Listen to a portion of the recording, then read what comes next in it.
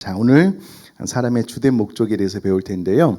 우리 고린도전서 10장 31절 말씀 한 목소리로 한번 같이 읽겠습니다. 시작. 그런즉 너희가 먹든지 마시든지 무엇을 하든지 다 하나님의 영광을 위하여 하라. 아멘. 제가 서론 부분을 한번 읽어볼게요. 지난 시간에 배웠던 것을 요약을 해놨는데요. 당대의 최고의 목회자 신학자 151명이 모여서 5년 6개월 동안 무려 1163회의 회의를 통해서 5개의 문서를 만들었는데 그 중에 하나가 오늘 우리가 지난주부터 배우는 웨스트민스터 소교리 문답이라는 겁니다. 이 소교리 문답이 무엇이냐? 기독교의 핵심 진리, 즉 핵심 진리가 곧 교리인데요. 교리를 가르침에 있어서 이제 막 신앙생활을 시작하는 이들이나 어린이들에게 이 신앙의 진리를 잘 가르치기 위해서 이와 같은 교리 문답서를 만들었는데 교리 문답서의 첫 번째 질문으로 사람이 주된 목적이 무엇인지를 묻고 있습니다. 사람이 제일 되는 목적이 무엇입니까? 이렇게 질문을 하는데요. 저는 개인적으로 너무나도 충격적인 질문이에요. 이제 막 신앙생활을 시작하고 유초동부 그 어린아이들에게 야, 너 인생의 제일 되는 목적이 무엇이야? 이렇게 질문하는 것 자체가 파격적인데요. 그렇게 질문하는 이유가 있습니다.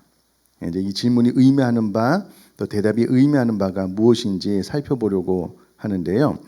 우선 알아야 될 것은 그러니까 웨스트민스터 소교리 문답 107문 가운데 오늘부터 배울 3주간의 1, 2, 3문은 전체 문답의 전제가 되는 부분이다라는 사실입니다. 전제란 어떤 이야기를 순조롭게 진행하기 위해서 서로가 기본적으로 공유해야 되는 일종의 약속입니다. 전제는 이 교리를 앞으로 공부해 나감에 있어서 서로가 공유해야 되는 약속과도 같은 거예요. 이 약속이 잘 되어져 있어야지만 이후로 배우는 모든 내용이 마음속에 들어옵니다. 그렇지 않고서는 마음속에 들어올 수 없는데요. 자, 사전적인 의미로 가로를 채워보셔요. 전제란 추리를 할 때 결론의 기초나 근거를 말합니다. 추리는 알고 있는 사실을 바탕으로 미루어 생각하는 것을 추리라고 하잖아요. 그러니까 알고 있는 것의 결론의 기초나 근거를 전제라고 이야기를 하는데요.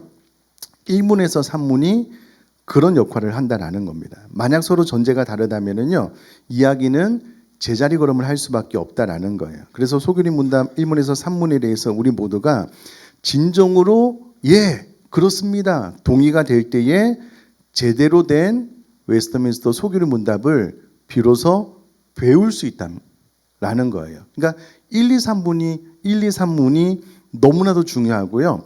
1, 2, 3문에 대해서 우리 모두가 네 그렇습니다라고 동의를 해야지만 4문부터 제대로 된 소교리 문답을 배울 수 있다라는 겁니다. 자, 그러면 사람의 주된 목적 1문이 무엇이냐면 사람의 주된 목적은 사람의 제일 되는 목적은 무엇입니까? 라고 묻고 난 다음에요. 하나님을 영화롭게 하는 것과 영원토록 그분을 즐거워하는 것입니다. 라고 질문하고 가르쳐 줍니다. 자, 교재는 없지만은요. 그 2문은 무엇이냐면 사람의 주된 목적을 위해 하나님께서 지시하신 유일한 규칙이 무엇입니까? 그것은 하나님의 말씀입니다. 하나님의 말씀은 어디에 있습니까? 성경, 구약과 신약입니다. 그러면 성경이 주로 가르치는 것은 무엇입니까? 하나님에 대해서 믿어야 될 것, 또 하나님께서 사람에게 요구하시는 의무가 무엇인지 가르쳐 줍니다. 이제 이것이 1, 2, 3문인데요. 자, 어차피 다 배우게 될 겁니다. 자, 사람의 주된 목적은 무엇입니까? 라고 1문에서 질문을 하고 있는데요. 주된이라는 말은 첫째의, 제일의, 가장 높은 최고라는 의미입니다. 그러니까 사람의 첫 번째 목적이 무엇입니까? 사람의 제일의, 사람의 가장 높은, 사람의 최고의 목적은 무엇입니까? 라고 묻는 거고요. 그 질문에 우리 사람의 최고의 목적은 하나님을 영화롭게 하는 것과 영원토록 그분을 즐거워하는 것입니다 라고 가르쳐주고 있습니다. 교재를 보시면 그 첫 번째 질문으로 왜 이것을 택했을까요? 이 질문은 본격적으로 내용에 들어가기 전에 전제부터 확실히 정립해주는 역할을 하기 때문입니다. 가로를 또 채워보십시오. 먼저 길을 걸어갈 방향을 정하는 것입니다. 아무리 열심히 길을 걷는다 하더라도 방향을 거꾸로 잡으면 멀리 간 만큼 더 헛고생할 뿐이기 때문에 방향을 정하는 것, 이것이 중요한데 표현을 바꿔보면 너는 왜 사니? 라고 단도직입적으로 묻는 것인데 사람의 존재 이유와 사람의 정체성을 깨닫도록 하려는 중요한 질문이 일문이다라는 겁니다. 질문을 살펴보면 이 질문에는 사람에게 목적이 있다는 전제가 숨어 있습니다.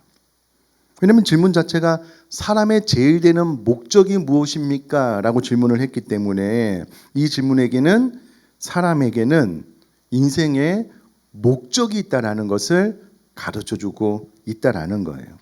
그러면 사람에게 있는 인생의 목적이 무엇이냐라고 했을 때에 우리 성경 구절 세 구절이 있는데요. 우리 한번 같이 한번 읽겠습니다. 고린도전서 10장 31절입니다. 시작.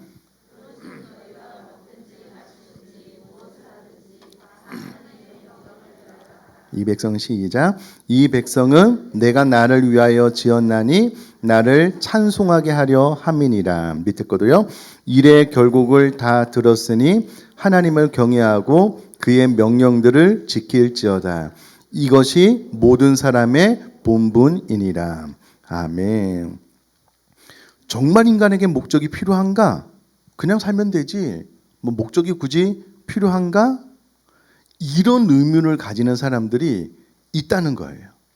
혹은 이 질문에는 사람마다 자기가 가지고 있는 목적이 다 다르다라는 것을 인정합니다. 그 가운데 사람이 이 땅에 존재하는 이유와 목적이 있는데 그 최고의 이유와 목적이 하나님을 영원하게 하는 것이다. 이렇게 가르쳐주고 있는 것이 일문이다라는 겁니다. 그러면 인간에게 목적이 있다라는 전제를 받아들이지 않으면 그 다음으로 넘어갈 수가 없는 거예요. 그래서 소개의 문답은 어떤 존재이든지 그가 존재하는 목적이 있어야 존재의 의미가 있다라는 전제 위에서 시작됩니다. 그러면 이 부분에 대해서는요, 상반된 두 가지 입장이 있습니다. 우리가 성경을 읽었지만 우리 믿는 사람은 우리 인생에 하나님께서 정하신 목적이 있다는 거예요. 고린도전서 10장 31절은 하나님의 영광을 위해서, 이사야 43장 21절은 우리가 지어진 목적은 하나님을 찬송케 하기 위해서, 전도서 말씀은 우리가 그의 명령을 지키는 것, 그것이 사람의 본분, 본래의 목적이다라고 가르쳐 줍니다. 그러면 이 부분에 대해서 다 동의를 하느냐? 그렇지 않습니다. 대표적으로 무신론자들이 있습니다. 신은 없다고 생각하거나 신을 믿지 않는 사람들을 무신론자라고 이야기를 하고요. 유물론자들도 있습니다. 유물론자들은 세계는 물질로 이루어졌으며 정신이나 의식 따위는 물질의 산물이다라고 보는 이론을 유물론이다라고 합니다. 그러니까 무신론, 유물론자들은요, 절대 진리란 없다라고 생각을 합니다. 세상은 그저 존재할 뿐이다라고 생각을 하는 거예요. 그것도 진화론자에 의하면 이 우주는 우연히 대폭발에 의해서 만들어졌다는 거예요. 이 지구라는 환경이 만들어지고 단세포 형태의 유기물이 점점 진화해서 아메바, 점점 진화해서 원숭이가 사람이 됐다라고 생각을 하는 거예요. 그래서 인생의 목적 따위는 없다라고 생각을 하는 사람들도 있다라는 겁니다. 그런데 사람이요, 목적이 없이 인생을 살게 되면 반드시 불안해지게 되어져 있습니다. 허무해지게 되어져 있습니다. 나는 누구이고 무엇을 위해서 살아가야 되는지 모르는 존재가 된다라는 거예요. 자, 그렇기 때문에 교재를 보시면 인생의 목적은 누군가 주는 것이 아니라 내가 찾는 것이고 내 입장에서 가장 좋은 것을 찾는 것이 목적이다라고 무신론, 유물론자들은 생각한다라는 거예요. 그래서 내 인생은 나의 것, 나의 행복과 만족을 위해 살면 된다라고 생각을 하고요. 그리고 너와 나는 다름으로 존재의 목적도 서로 다르다라고 이야기를 합니다. 한마디로 절대 진리라는 것은 없다라고 이야기를 해요. 세상은 그저 존재할 뿐이다라고 생각을 하는 거예요. 그러다 보니까 여러분 세상 사람들이 허무에 많이 빠집니다. 우울해지고요. 인생의 목적 자체를 찾지 못하다 보니까 뭔가 열심히 사는 것 같긴 한데 나는 누구이고 자기 정체성도 모르고 또 허무하게 되는 것은 인생의 목적이 없기 때문에 그렇다라는 거예요. 자, 이 부분에 대해서 솔로몬이 참 좋은 지혜를 가르쳐주고 있는데요. 어떤 사람은 자신에게 초집중하여서 자신만을 위해서 사는 사람이 있어요. 나의 유익, 만족을 위해서 모든 것들을 신경 쓰지 않고 나만을 위해서 사는 사람이 있는데 좋은 예가 있습니다. 솔로몬이 이 모든 것들을 다 해보고 난 다음에 그가 내린 결론을 압축해서 전도서 2장 1절로 11절에 이렇게 이야기를 해주고 있습니다. 제가 한번 읽어볼게요. 나는 내 마음에 이르기를 자, 내가 시험 삼아 너를 즐겁게 하리니, 자기 자신을 즐겁게 한다는 말이겠죠. 너는 낙을 누리라 하였으나 보라 이것도 헛되도다. 내가 웃음에 관하여 말하여 이르기를 그것은 미친 것이라 하였고 희락에 대하여 이르기를 이것이 무슨 소용이 있는가 하였노라. 내가 내 마음으로 깊이 생각하기를 내가 어떻게 하여야 내 마음을 지혜로 다스리며 술로 내 육신을 즐겁게 할까? 또 내가 어떻게 하여야 천하의 인생들이 그들의 인생을 살아가는 동안 어떤 것이 선한 일인지를 알아볼 때까지 내 어리석음을 붙잡아 둘까 하여 나의 사업을 크게 하였노라. 내가 나를 위하여 집들을 짓고 포도원을 일구며 여러 동산과 과원을 만들고 그 가운데 각종 과목을 심었으며 나를 위하여 수목을 기르는 살림에 물을 주기 위하여 못들을 팠으며 남녀 노비들을 사기도 하였고 나를 위하여 집에서 종들을 낳기도 하였으며 나보다 먼저 예루살렘에 있던 모든 자들보다도 내가 소와 양떼의 소유를 더 많이 가졌으며 은금과 왕들이 소유한 보배와 여러 지방의 보배를 나를 위하여 쌓고 또 노래하는 남녀들과 인생들이 기뻐하는 처첩들을 많이 두었노라. 내가 이같이 창성하여 나보다 먼저 예루살렘에 있던 모든 자들보다 더 창성하니 내 지혜도 내게 여전하도다. 무엇이든지 내 눈이 원하는 것을 내가 금하지 아니하며 무엇이든지 내 마음이 즐거워하는 것을 내가 막지 아니하였으니 이는 나의 모든 수고를 내 마음이 기뻐하였습니다. 이것이 나의 모든 수고로 말미암아 얻은 몫이로다.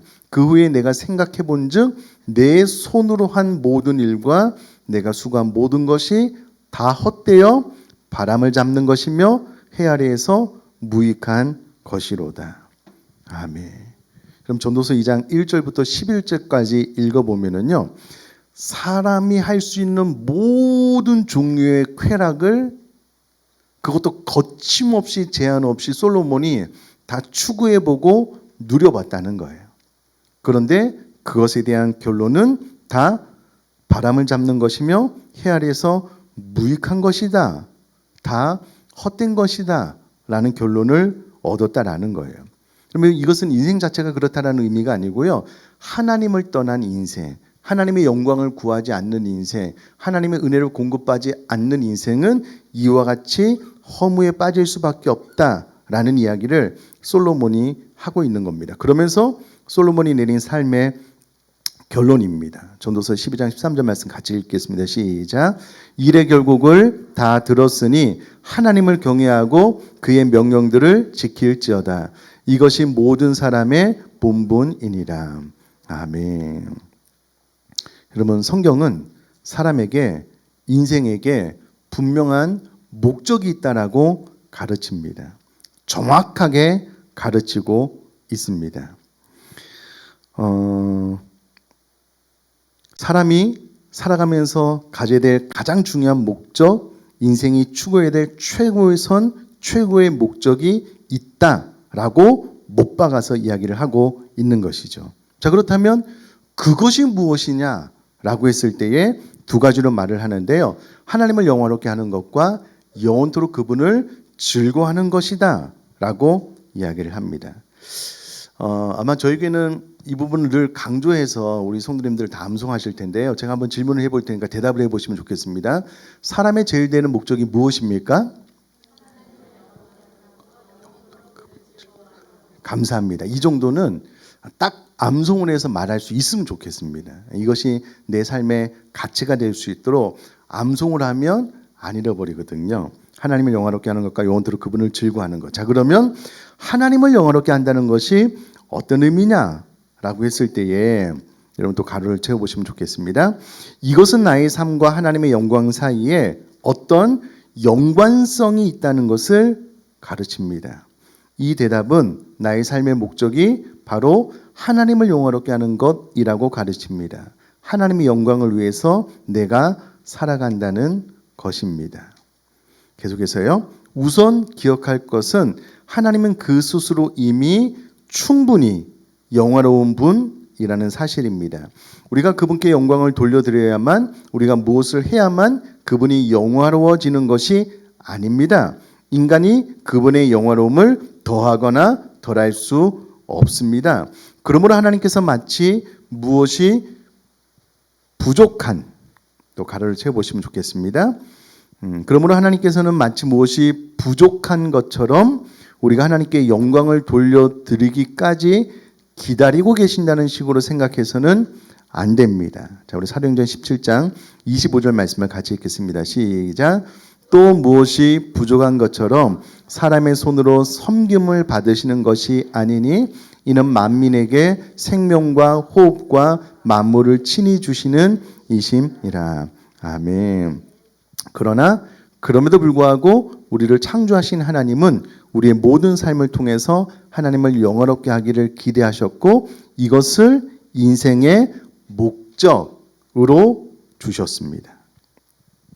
사랑하는 성도님들, 몇 가지를 좀 잠깐 요약해 보면은요, 하나님은 이 세상이 존재하기 전부터 스스로 계셨던 분입니다. 하나님은 신이시기 때문에 완전하신 분이셔요. 그래서 사람을 창조해 놓고 사람을 통해서 영광을 받으셔야지만 하나님의 영광이 채워지는 분이 아닙니다. 무엇이 부족한 것처럼 사람의 손을 통해서 그 무엇이라도 취함을 받으셔야지만 하나님이 완전해 주시는 분이 아니라는 거예요. 하나님은 스스로 완전하신 분입니다. 근데 하나님이 사람을 만들어 놓고 사람에게 인생의 목적을 주셨는데 하나님을 영화롭게 하는 것, 영원토록 그분을 즐거워하는 것이라는 목적을 주셨을 뿐인데 이것도 제일 마지막에 가서 말씀드리겠지만 궁극적으로 하나님께 영광이 곧 우리에게 가장 큰 행복이 되기 때문에 이와 같은 삶의 목적과 이유를 주셨다라는 겁니다. 자, 그러면 계속해서요. 하나님을 영원롭게 한다는 것 교재를 보시면은요. 하나님을 영원롭게 한다는 것은 나의 존재, 생명, 사고, 언행 등 모든 부분에 있어서 그 근거를 하나님께 두며 하나님을 인정하며 그 선하심과 인자하심과 자비하심과 영원하심과 거룩하심을 찬양하며 드러내는 것을 말합니다. 다시요. 우리가 하나님 앞에 어떻게 영광을 올려드릴 수 있느냐? 하나님을 영원롭게 한다는 것이 무엇이냐? 라고 했을 때에 나의 존재, 생명, 사고, 언행, 말과 행동 등 모든 부분에 있어서 그 근거를 하나님께 두며 하나님을 인정하는 것, 그 선하심과 인자하심과 자비하심과 영원하심과 거룩하심을 찬양하는 것, 그것이 하나님을 영원롭게 하는 것이다라고 이야기를 합니다. 계속해서요. 또한 하나님께서 기뻐하실 일이 무엇인지를 늘 생각하고 그 기뻐하심을 다른 무엇보다 최고로 우선시하며 살아감을 말합니다. 이것은 하나님께서 나의 창조주임을 인식하고 지음받은 자로서 피조물로서 나의 주인이며 창조주이신 하나님을 인정하고 오직 그 이름만을 부르며 찬송하고 감사하며 그분만을 사랑하고 그분이 원하는 뜻에 순종하는 것입니다.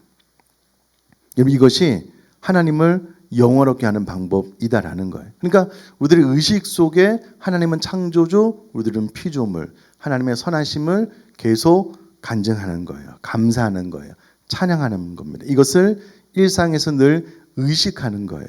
그러니까 내가 이 땅에 존재하는 이유는 하나님께 영광이 되기 위함이다 라는 것을 인정하고 입술로 고백하고 하나님의 하나님 되심을 찬양하는 것이 삶으로 드러내는 것이 하나님을 영원롭게 하는 방법이다라는 거예요.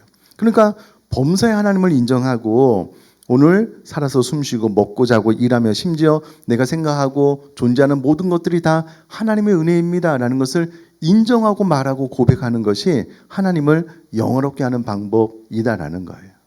자, 그러니 일주일에 한 번 교회 와서 예배만 드리고 세상에서 나는 내 마음대로 살겠다. 전혀 하나님을 영원롭게 하는 삶이 아니라는 거예요. 그래서 일상의 예배자가 된다는 것은 이 웨스트민스터 소기름 문답 1번을 사랑한다는 말과 동의어라는 의미가 바로 그런 의미입니다. 자, 이 대답의 특징은 관심사의 초점이 하나님께 있다는 거예요. 내 관심의 초점이 나에게 있는 것이 아니라는 거예요. 질문에서 인간의 목적을 물어보고 있지만 답은 하나님의 영광을 이야기하고 있다라는 겁니다. 여러분, 인간은 언제나 나중심적이거든요. 타락한 인간은 언제나 내 삶은 나의 것이다라고 자연스럽게 이야기를 해요. 그래서 하나님을 떠나서 내가 하고 싶은 대로 하는 것이 자유다라고 생각을 하지만 그렇지 않습니다. 그럴 때마다 아니지, 모든 것이 하나님께서 주신 것이지라고 인식하면서 범사에 하나님을 드러내며 사는 삶이 하나님을 영원롭게 하는 삶이다라는 겁니다. 계속해서 교회를 보시면은요, 교제를 보시면 나의 모든 선택의 기준이 하나님께서 무엇을 좋아하실까를 먼저 생각하는 것, 그것이 하나님을 영화롭게 하는 것. 먼저 그의 나라와 그의 의를 구하는 것, 예수님이라면 어떻게 하실까를 늘 생각하는 것, 이렇게 사는 것이 인간의 목적에 맞게 사는 삶이며 신앙인의 삶이다라는 겁니다. 그럼 중요한 것은요, 이것을 하면 얼마나 편할까? 이것을 하면 내가 행복하고 좋아질 수 있을까? 그것이 삶의 우선순위가 아니라는 거예요. 철저히 먹든지 마시든지 무엇을 하든지 나 이 행동을 통해서 하나님께 영광이 될 수 있을까? 예수님이라면 이 상황에서 어떻게 하실까라는 것을 늘 고민하고 생각하면서 사는 삶이 하나님을 영원롭게 하는 삶이다라는 거예요. 여러분, 너는 왜 사니? 라고 물으면은요, 사람들이 여러 가지 대답을 합니다. 근데 그 모든 답을 종합해 보면 결국은 행복하게 살기 위해서입니다. 근데 여러분, 우리 그리스도인은 이 대답이 틀린 대답이에요. 그 행복도 나를 위한 행복, 그것이 내 삶의 최고의 우선순위가 아닙니다. 내 삶의 최고의 우선순위는 뭐라고요? 하나님을 영원롭게 하는 겁니다. 그분을 영원토록 즐거워하는 것. 마지막에 말씀을 드리겠지만 하나님께서 우리를 그렇게 만드셨기 때문에 하나님을 영원롭게 하는 삶을 사는 것이 인간이 이 땅에서 사는 최고의 행복을 누리는 방법이에요. 근데 이것을 떼놓고 내가 내 만족과 나의 행복을 추구하면서 살아가면은요, 우리 사람은 하나님으로 말미암지 않고는 채워지지 않는 빈 공간이 있어서요, 하나님의 영광이 아닌 나의 행복을 아무리 추구해봤자 그것이 진정한 행복이 되지 않습니다. 태국의 선교를 가보면은요, 우리나라보다 훨씬 더 못 사는 나라인데 많은 사람들이 만족도가 우리나라보다 훨씬 더 높아요. 행복한 사람들이 많습니다. 그럼 그 행복이 진정한 행복인가? 아니죠. 어림도 없겠죠. 그 끝에 영원한 지옥이 있는데 영원한 행복이 아닙니다. 여러분, 우리가 하나님을 떠난 행복, 이것도 우선순위가 잘못된 것이다라는 거예요. 그래서 하나님의 영광을 위해서 살아간다는 이 교리문답의 대답은 나의 관심사가 나의 행복이 아니라는 거예요. 나에게 첫 번째 가장 중요한 관심사는 하나님이고 하나님의 영광이다라는 겁니다. 자, 계속해서 교재를 보시면은요, 내가 좋으면 좋은 것이다. 오늘날 이런 생각이 너무나 보편화되어서 개인의 행복 추구하는 것이 마치 절대 진리요 불변의 목표처럼 되어 있습니다. 우리에게도 그런 생각이 아무런 저항감 없이 다가옵니다. 행복하게 사는 것, 이것이 인생의 목적이라는 데 그리 큰 반감이 들지 않습니다. 별 문제 없이 들립니다. 하지만 소규리 문답의 대답은 초점이 누구에게 있다고요? 하나님께 있습니다. 하나님. 내가 나의 것이 아니고 나의 주인인 하나님을 위해서 그의 영광을 위해서 사는 것, 우리 몸으로 하나님께 영광을 돌리면서 사는 것, 이것이 우리 사람이 지어진 첫 번째 목적이다라는 겁니다. 여러분, 그런 차원에서 건강관리를 해야 되는 거예요. 여러분 잘 보셔요. 내가 나의 멋과 나의 미를 자랑하고 꾸미기 위해서 건강관리하는 것과 내가 건강해야지 하나님의 영광을 드러내니까 내 건강관리를 하는 것은 그 전제와 목적과 방향 자체가 완전히 달라요. 내가 몸짱, 내가 이쁜 몸매를 만들어서 다른 사람들에게 좀 자랑하고 싶다. 그래서 나의 영광을 얻기 위해서 내가 운동하는 것과 내가 건강해야지 하나님 앞에 박수 치면서 힘있게 찬양하기 때문에 나는 운동해야 돼 라는 것과는 그 방향과 목적이 완전히 달라요. 똑같이 운동을 해도 그 운동을 하는 이유와 목적이 나의 행복, 나 자신을 드러내기 위한 것, 이게 아니고요. 다 하나님의 영광을 위해서 건강관리도 해야 된다라는 거예요. 그럼 아멘이셔요? 필요한 지식을 공부하는데도 노력을 해야 됩니다. 내가 하나님의 영광을 드러냄에 있어서 더 효과적인 삶을 살기 위해서 필요한 모든 것들을 노력해서 선택하면서 사는 것. 심지어 여러분 잘 들으십시오. 참 중요한 겁니다. 입시, 취직, 결혼, 나의 꿈, 이 모든 것의 1차적인 최우선적인 목표가 무엇이라고요? 하나님의 영광이에요. 이 전제가 딱 되어져 있지 않으면 신앙생활도요 전혀 다른 방향으로 갈 수 있습니다. 내가 하나님을 믿는데 하나님 나에게 복을 주면 하나님은 좋은 하나님이에요. 나에게 질병과 시련을 주면 하나님은 좋은 하나님이 아니에요. 완전히 잘못된 겁니다. 그래서 사도 바울은 내가 먹든지 마시든지 무엇을 하든지 하나님의 영광을 위해서 사는데 감옥에 갇혔을 때도요 사나 죽으나 내가 내 몸을 통하여 그리스도 이름이 존귀케 되면 나는 어떤 결과든 상관이 없다. 삶의 모든 목적이 하나님의 영광이에요. 그럼 이제 막 결혼을 앞두고 있는 청소년들에게, 청소년이 아니고 청년들에게 정말 사랑하는 배우자를 만나서 결혼을 앞두고 있는데 결혼의 목적이 뭐야? 라고 물으면 대답이 뭐여야 된다고요? 하나님의 영광입니다. 이게 너무나도 중요한 전제예요. 결혼을 하는 이유는 대부분이 자신의 행복과 만족일 겁니다. 배우자를 배려하기 위해서. 그럼 결혼하고 나서 신앙생활이 급격히 떨어지는 경우가 많아요. 왜 그럴까요? 결혼의 목적 자체가 잘못되어 있기 때문에 그래요. 근데 중요한 것은 하나님의 영광을 위해서 결혼을 하는 것이 내가 나의 행복을 위해서 결혼을 하는 것보다 훨씬 더 만족도와 행복이 높다는 거예요. 행복도가. 이게 성경의 원리라는 겁니다. 그래서 우리 그리스도인들은 궁극적인 목적은 다 하나님의 영광을 위한 것이다라는 거예요. 자, 제가 생각할 때 이 가르침은요, 정말로 거듭나지 않은 사람들은 동의가 안 돼요. 어정쩡하게 거듭났다라고 생각해서 교회 다니는 분도 동의가 안 됩니다. 성경은 정확하게 이야기를 해요. 살든지 죽든지 우리들의 삶을 통해서 그리스도 이름이 존귀케 되는 것이 우리들의 신앙생활의 궁극적인 목적인 거예요. 내가 나를 위해서 사는 존재가 아니고 내가 이 땅에 지어진 존재가 무엇이라고요? 하나님의 영광인 거예요. 영원토록 그분을 즐거워하는 것. 놀라운 것은 이와 같은 삶을 살 때 사람이 가장 큰 만족과 행복을 누려요.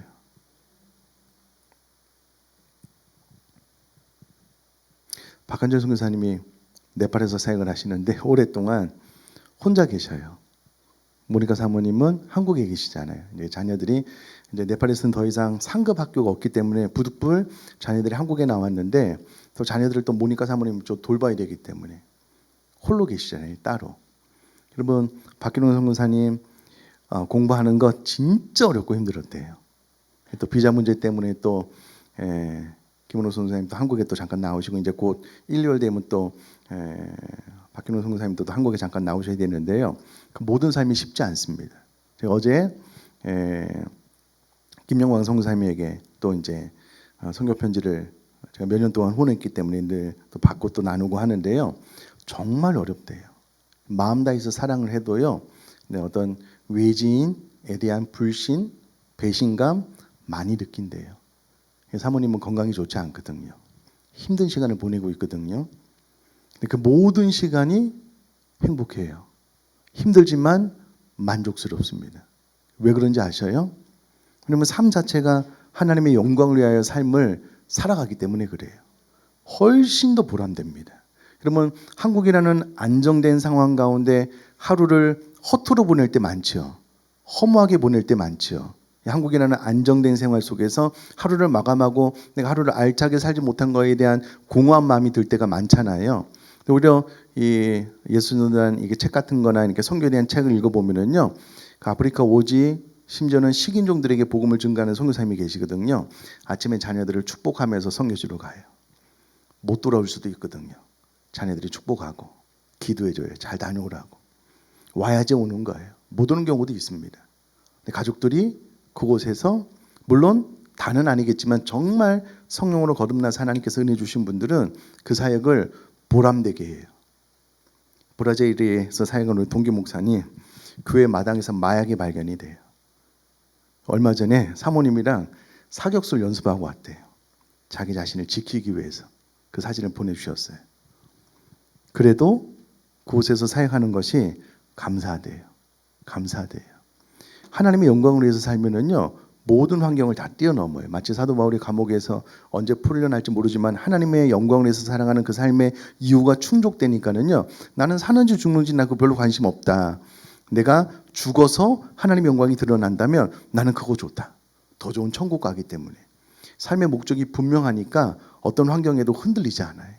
우리가 어떤 환경이 흔들리는 이유는 이와 같은 가장 기본이 되는 내가 이 땅에 존재하는 이유가 하나님이 되지 않기 때문에 그렇습니다. 이게 제대로 되지 않으면 여러 가지 어려운 상황이 오면 믿음이 뿌리채 흔들리거든요. 그래서 이 웨스트민스터 신앙고백서는 소결의 문답은 일문으로 그것을 가르치는 거예요.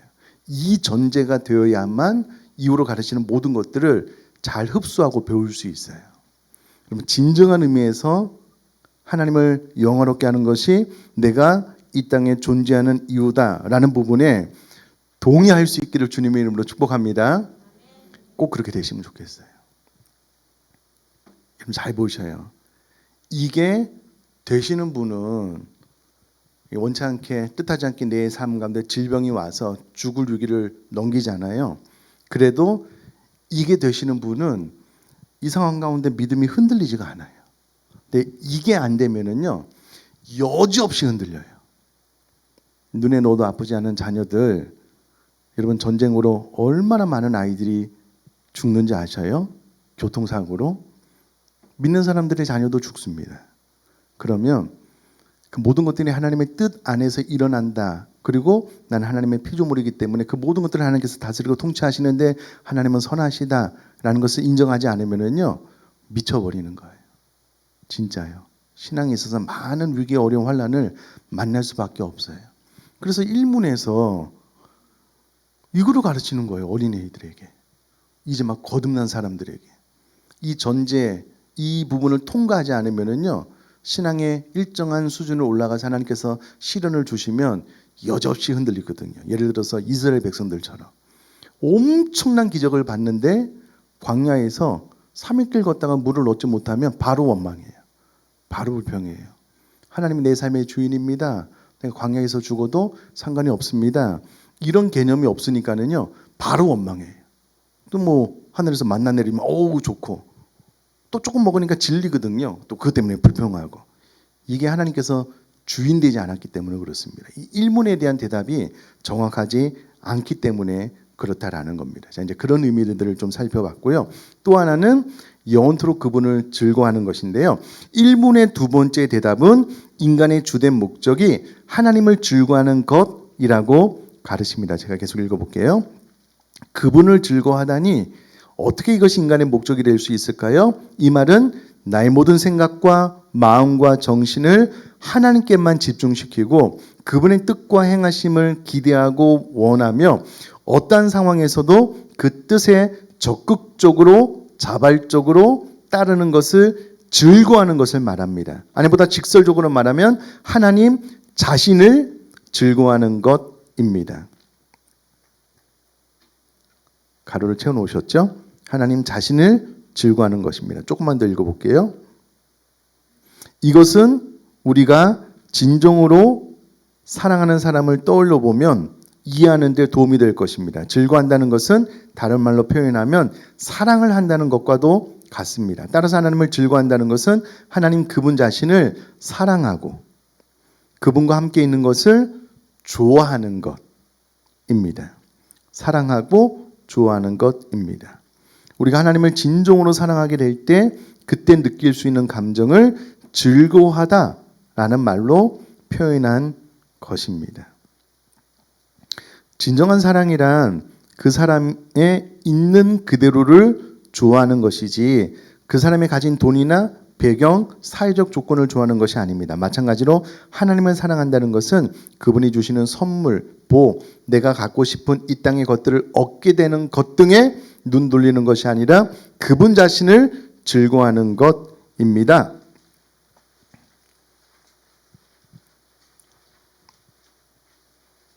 지금은 제 아들이 많이 커서 마음만 봤는데요. 이제 어렸을 때 제가 퇴근하고 들어가면 아빠 하고 와서 달려들어요. 그리고 나서 첫 마디가 놀자예요. 같이 놀거든요. 참 감사한 것은 제 아들이 저를 즐겨요. 즐거워해요. 좋아해요. 같이 노는 것을. 그럼 즐거워한다는 것은 그런 거인 거예요. 하나님 앞에 하나님을 너무 사랑하기 때문에 하나님을 위해서 봉사하는 것이 즐거운 거예요. 이게 노동이나 어떤 내가 어쩔 수 없이 뭐 장로, 권사, 안수집사 직분을 받아서 봉사하는 것이 아니고요. 하나님을 너무 사랑하기 때문에 하나님을 위해서 무엇인가 내 자신을 희생해서 섬겨드리는 것이 좋은 거예요. 행복한 거예요. 여러분 우리가 연애세포가 많이 죽어서 기억이 가물가물하시겠지만은요. 옛날을 떠올려 보면 우리가 연애할 때 정말 사랑하는 사람이 딱 생기잖아요. 그러면 내 뇌가 그렇게 하려고 하지 않아도 그 사람만 생각나요. 그 사람이 좋아하는 것이 무엇일까? 그 사람에서 무엇을 해줄 수 있을까? 내가 할 수 있는 최고의 표현은 무엇일까? 막 이런 생각들만 막 떠올라요. 연애세포가 죽으셔서 잘 기억이 안 나시지만 기억을 떠올려 보면 진짜 그래요.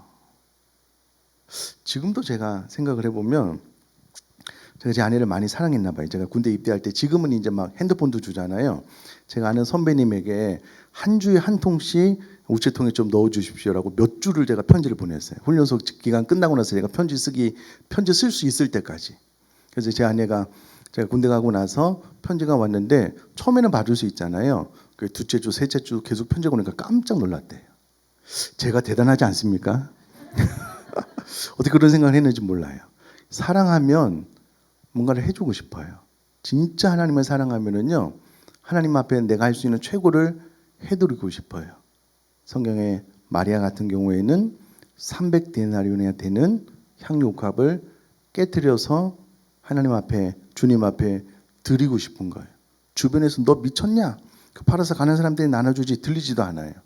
내가 할 수 있는 최고를 하나님 앞에 드리는 것, 사랑하는 것, 그것이 주님을 즐기는 거예요. 그럼 기도는 하나님과의 대화입니다. 사실 교회에서 제가 이제 그런 광고할 때 스스로도 좀 부끄러운데요. 기도의 자리에 나오십시오. 이게 하나님 듣기는 되게 좀 민망스러운 광고예요. 그럼 우리가 하나님을 정말 사랑하면 나와서 기도를 통해서 하나님과 교제하는 것이 좋아요. 행복해요. 되게 감사하고 그 시간을 통해서 하나님께서 마음을 만져주시고 회복해 해주시는 은혜가 좋거든요. 하나님이 즐거워하는 것은 그런 거다. 자, 그러면 마지막 부분이요. 자, 그러면 사람의 주된 목적은 하나님만을 위한 것일까요? 아니라는 겁니다. 또 한번 가로를 채워보십시오. 하나님만이 인간의 최고선이시고 만족이십니다. 다시 하나님만이 인간의 최고선이고 만족이십니다. 사람에게 가장 큰 만족을 주시는 분은 하나님이셔요. 하나님만이 우리의 창조주이시고 참된 선이시기 때문에 하나님을 영화롭게 하고 그를 즐거워하는 것이 사람에게도 가장 큰 복, 다른 말로 행복, 만족이 된다라는 거예요. 다시요. 하나님을 영화롭게 하고 그를 즐거워하는 것이 사람에게 가장 큰 복, 행복, 만족이 됩니다. 다른 그 무엇보다도 이것이 가장 큰 만족을 주게 되는데요. 왜냐하면 하나님께서 우리를 그렇게 만드셨기 때문에 그렇다라는 거예요. 자, 사람은 본래 하나님에게서만 최종적으로 만족하는 존재로 지음받았습니다. 그러기에 사람의 주된 목적을 이루는 삶을 살 때 사람도 최고의 만족과 행복을 경험할 수 있는 것입니다. 그럼 저를 잠깐 봐주시면요. 사람들이 대부분 추구하는 것이 자신의 행복입니다. 대놓고 그분들에게 물어보셔요. 행복하셔요? 삶이 만족스러우셔요? 한국이 전 세계적으로 만족도가 거의 최하위잖아요. 늘 최하위였습니다. 공부를 잘하는 아이들도 삶이 만족스럽지 않대요. 그러면 그분들이 추구하는 것이 자신의 행복이잖아요. 자신의 행복을 위해서 할 수 있는 모든 것들을 다 하잖아요. 근데 결론은 늘 행복하지 않대요. 왜 그러냐면 궁극적으로 우리 사람은 하나님으로 말미암지 않고는 채워지지 않는 빈 공간, 거대한 공간이 있어서요.